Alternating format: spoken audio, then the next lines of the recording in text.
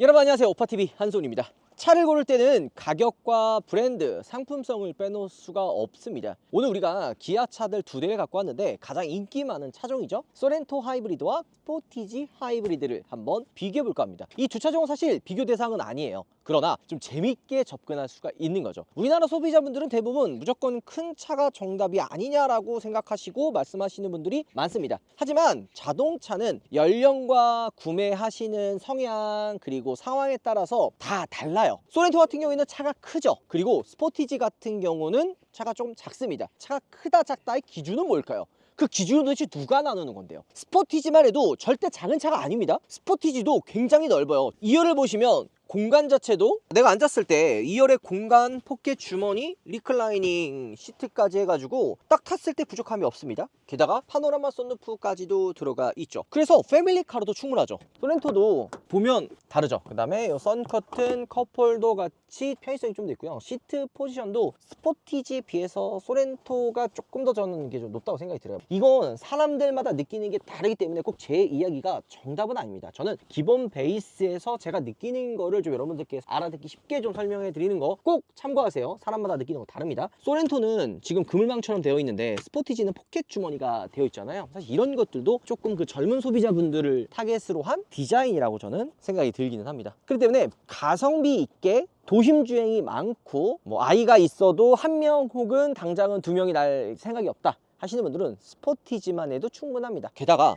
트렁크 공간도 보시면 어때요? 소렌토와 스포티지 두 대를 비교해 볼 텐데 트렁크 공간 보면 어때요? 스포티지도 굉장히 넓죠. 물론 소렌토가 조금 더 공간이 넓어 보입니다. 왜냐면 소렌토는 스포티지에는 없는 3열 시트가 있기 때문이에요. 이거 왜 띵띵거리는 줄 알아? 키 갖고 있다가 이제 또 멀어지면 트렁크가 알아서 닫힙니다. 이거 카니발 25년인가 24년식인가 그때 들어오고 이 소렌토에도 들어가 있거든요. 근데 이거 그냥 설정입니다. 계기판에 그 설정 넣고 끄고 할 수 있는 기능이 들어가 있어요. 차에 대한 이야기를 하면 소렌토도 충분하고 스포티지도 충분한 공간을 가지고 있다고 저는 사실 생각을 합니다. 게다가 실제로 좀 육안으로 봤을 때는 소렌토보다 스포티지가 좀 더 트렁크 공간이 넓어 보이는데 라는 생각까지도 듭니다. 우리가 줄자를 통해서 트렁크 공간이 얼마나 차이 나는지 이것도 한번 비교해 볼게요. 자, 줄자라 그러면 재보도록 할게요. 길이 정도만 이렇게 98 정도 나옵니다. 그리고 SUV 특성상 전고는 굉장히 넓죠. 이 지금 보면 소렌토와 달리 스포티지는 조금 더 이렇게 깊게 들어가 있어요. 그러니까 트렁크를 딱 열었을 때 좀 더 개방감이 좀 크다고 해야 되나요? 왜냐면 이 안쪽으로 좀 더 들어가 있으니까. 반대로 소렌토 같은 경우에는 약간은 좀 직각으로 꺾여 있죠. 이런 것들도 조금 차이가 있을 수 있습니다. 길이가 아까 98 정도 된다고 했는데 소렌토는 105, 훨씬 크네요. 옆에 폭도 보시면 133 정도 나오거든요. 그리고 스포티지도 120. 확실히 트렁크 공간이나 이런 공간은 소렌토가 훨씬 더 넓기는 합니다. 자, 우리가 근데 이걸 왜 얘기하냐면 여러분들 스포티지와 소렌토 뭐 한 10cm 정도가 더 길고 넓고 이 차이점을 체감을 하시나요? 물론 아이들이 있는 집이라든지 레저 스포츠 활동을 많이 하시는 분들은 이 정도 차이면 꽤 많이 나는 거지 라고 생각하시는 분들도 있을 거고요. 또 한편으로는 저희가 항상 이 소렌토나 스포티지 혹은 투싼과 산타페를 비교했을 때도 비슷한 얘기를 했었어요. 사람에 따라서 상황에 따라서 소비자에 따라서 차 크기는 판단하는 게 달라질 수가 있다.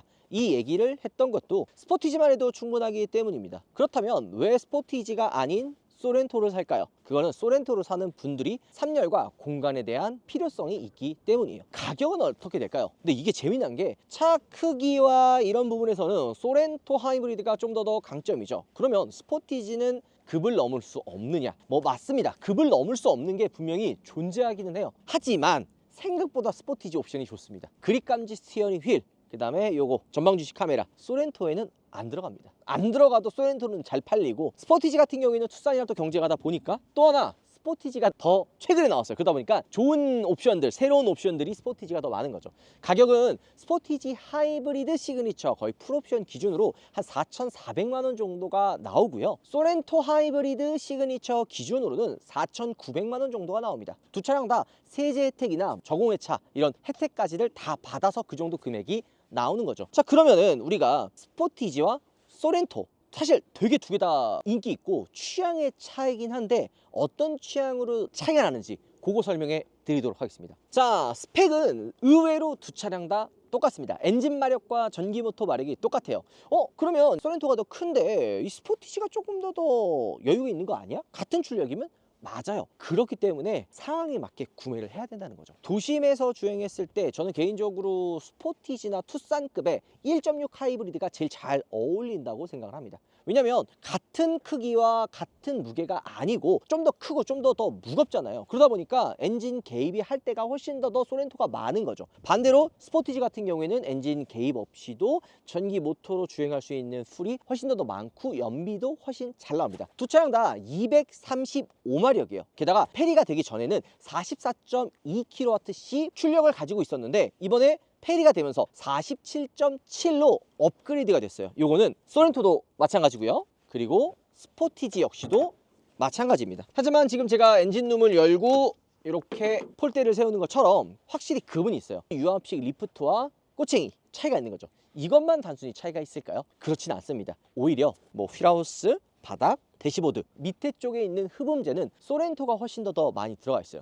차를 타고 조금 더 속도가 올라가는 고속도로나 아니면은 도심에서 연석이나 뭐 요철 같은 곳을 지날 때 하부에서 노면 소음이 올라오잖아요. 그럴 때 소렌토는 굉장히 조용합니다. 뭐 그렇다고 스포티지가 시끄러운 건 아닌데 소렌토에 비교했을 때는 스포티지가 조금 더 소음이 더 많이 나긴 합니다.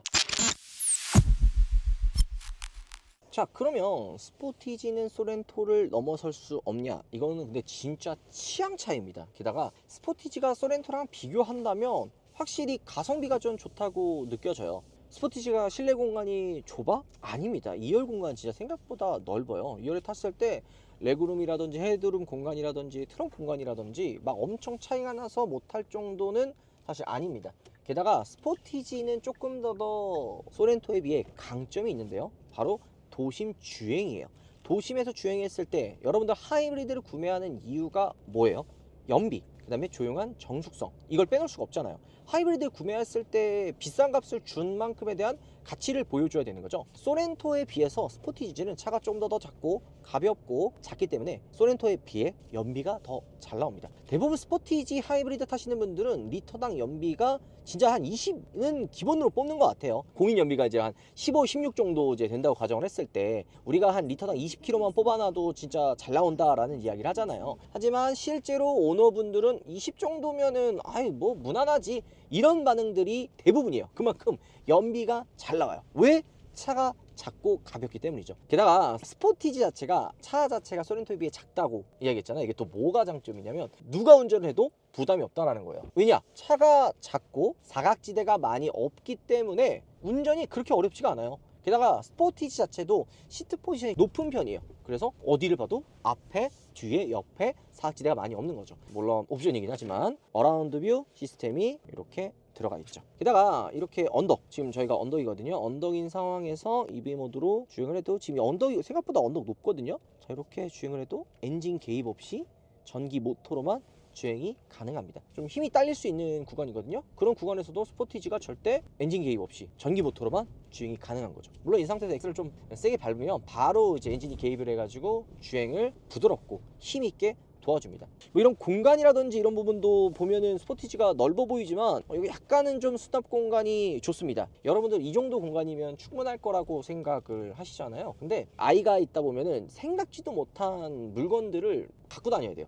조그마한 가방이 될 수도 있고요, 뭐 분유통이 될 수도 있고요. 생각보다 많은 물건을 가지고 다녀야 되는데 스포티지가 생각보다 수납함이 그렇게 넓진 않아요. 여기 지금 컵홀더가 이렇게 플랩 형태로 돼서 수납을 할 수 있지만 중간이 지금 드라이브 다이얼 이 지금 들어가 있잖아요. 여기 열선 통풍 시트도 이게 버튼 이쪽에 있다 보니까 생각보다 이 공간이 나눠져서 좁아요. 공간의 그런 효율성은 소렌토가 좀 낮기는 합니다. 근데 이게 결혼을 안 한 그냥 내가 혼자 타고 2인 가족으로 패밀리카 혹은 아이 한 명 있는 집이라고 가정을 하면 스포티지 이 공간만 해도 충분합니다. 제가 자꾸 이 얘기를 왜 여러분들께 여러 번 이야기하냐면 상황에 따라서 사람에 따라서 차를 바라보는 시선과 그리고 공간의 차이가 다르기 때문이에요. 저는 이제 다둥이 아빠이기 때문에 이 정도 공간도 공간이 이렇게 넓지는 않다라고 생각을 할 때가 많거든요. 그래서 카니발도 페리가 되면서 이 센터 쪽에 있는 공간이 넓어졌는데도 불구하고 좁다라고 이야기를 하는 거죠. 자, 그런데 만약에 내가 아이가 없다면 이 정도 공간도 충분한 거죠. 자, 그러면 소렌토가 부족한 거냐? 또 그렇지만은 않아요. 바라보는 시선에 따라서 다르죠. 일단은 요 전방 주시 카메라 그립 감지 스티어링 휠이 들어가면서 핸들이 신형 핸들로 들어갔습니다. 이번 스포티지 솔직히 정말 잘 나왔어요. 가성비 정말 좋게 나왔습니다. 심지어 하이브리드 말고 가솔린 같은 경우에는 투싼에도 없는 8단 자동 변속기가 들어가면서 오히려 하이브리드 말고 가솔린도 상품성 괜찮은데? 라는 이야기를 할 수 있는 거죠. 자, 그럼 소렌토 어때요? 이쪽에 있는 센터 수납함, 그 다음에 컵홀더까지. 이게 별거 아닐 수도 있지만 이런 공간에 대한 차이가 저는 분명히 있다고 생각이 듭니다. 스포티지에 비해서 조금 아쉬운 부분은 그립 감지형 스티어링 휠이라든지 전방 주시 카메라가 들어가 있지 않아요. 근데 이거는 약간 좀 애매한 부분이기는 해요. 왜냐면은 카니발을 기준으로 했을 때 카니발도 전방 주시 카메라는 없어요. 단 25년형으로 바뀌면서 그립 감지형 스티어링 휠은 들어갑니다. 스포티지가 이상한 거지 소렌토나 카니발이 이상한 거는 아니에요. 주행감에 있어서는 급을 넘을 수가 없습니다. 그냥 여러분들 딱 타보시면 스포티지가 조금 더 엔진 개입도 없이 전기 모터로 주행을 하는 건 맞아요. 그리고 도심에서 연비도 잘 나오긴 하지만 주행의 부드러움이라고 제가 막 표현을 많이 하잖아요. 차를 타면은 그 부드러움이라는 게 과연 뭘까요? 그 부드러움에는 되게 다양한 의미가 포함이 되어 있어요. 요 방지턱 넘었을 때 요 승차감도 부드럽다. 그 다음에 악셀을 밟았을 때 차가 나가는 것도 좀 더 부드럽다. 이런 여러 가지 의미들이 담겨져 있거든요. 지금 마력과 출력은 스포티지나 소렌토나 똑같지 않냐라고 할 수 있지만 아닙니다. 아예 세팅이 달라요. 스포티지는 조금 더 경쾌하게 만들어 놨고요. 소렌토는 조금 더 부드러운 쪽에 초점이 맞춰져 있어요. 승차감, 이런 진짜 진동이나 요철 이런 거 지나갈 때도 많이 흡수를 해줘요. 기아가 현대에 비해서 좀 더 스포티한 느낌을 가지고 있다고 하더라도 이 차 자체가 좀 가족들과 함께 타는 패밀리카이기 때문에 부드러운 승차감과 편안한 주행감에 포커스가 맞춰져 있어요. 그러니까 스포티지보다는 좀 더 부드럽고 편한 주행감에 포커스가 맞춰져 있는 거죠. 게다가 급을 넘을 수 없는 거, 정숙성 훨씬 조용해요. 노면소음, 풍절음 이런 부분에서도 차이가 나는 거죠. 연비도 소렌토 잘 나와요. 소렌토 하부 막 리터당 20 뽑아내는 분들도 있지만 기본적으로 10 중반 이상은 훌쩍 넘어가거든요. 그런 것처럼 연비도 좋아, 조용해, 이만한 차가 없다라는 거를 매번 저는 느낍니다. 그래서 좋은 차임에도 이 정도 크기가 굳이 필요 없는 분들은 스포티지를 사도 충분한 거죠. 그래서 진짜 이게 정해져 있어요. 저희가 이거 두 대를 비교한 이유가 댓글에 스포티지를 사야 될까요? 소렌토를 사야 될까요? 되게 고민이다 이렇게 말씀하시는 분들이 있어서 제가 오늘 겸사겸사 이 두 대를 잠깐 도심에서 타면서 비교를 해봤는데 그냥 간단하게 조금 더 젊은 소비자 신혼부부면 스포티지, 연세가 있고 가족이나 아이들이 좀 있는 집은 소렌토를 사시면 됩니다. 그리고 소렌토가 고속주행 안정감이나 고속도로의 연비, 조용한 정숙성 이런 거는 스포티지보다 조금 더 좋습니다. 내가 만약 고속주행이나 장거리 주행이 많다 그런 분들은 스포티지보다 소렌토가 낫다라는 거죠.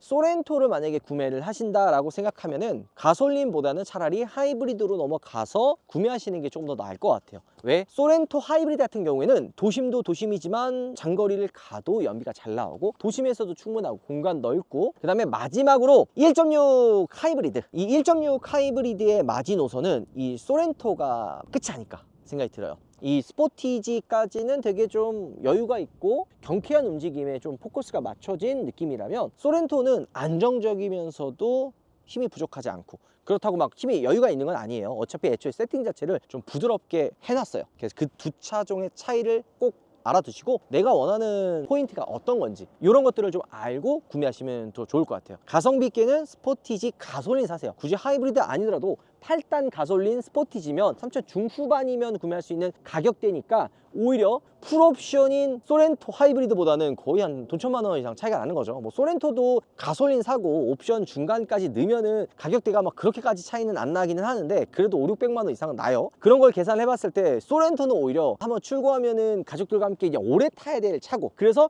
한 번 살 때 그냥 옵션을 다 집어넣고 풀옵션을 많이 출고를 합니다. 스포티지도 뭐 풀옵션 많이 출고하긴 하지만 조금 더 성향이 젊은 분들이 스포티지를 많이 사는 거죠. 꼭 이 점 체크해서 내가 구매해야 되는 차는 어떤 건지 어떤 차이가 있는지 요거 한번 체크해 주시면 좋을 것 같고요. 오늘 우리 스포티지와 소렌토를 비교해 봤는데 다음번에는 또 어떤 상위 모델과 비교해 달라고 하는 그런 궁금증 있잖아요. 댓글 다 남겨주시면 저희가 다 보거든요. 다 보고 요거 다음번에 기회가 될 때 한번 촬영해야겠다 생각을 하니까 많은 의견 댓글로 달아주시면 저희가 확인해보고 여러분들께 알려드리도록 하겠습니다. 오늘 영상 시청해주셔서 진심으로 감사드리고요. 다음번에 또 재밌고 알찬 영상 가져오겠습니다. 그러려면 구독, 좋아요, 댓글까지도 꼭 좀 부탁드리도록 하겠습니다. 영상 마무리할게요. 들어가보겠습니다.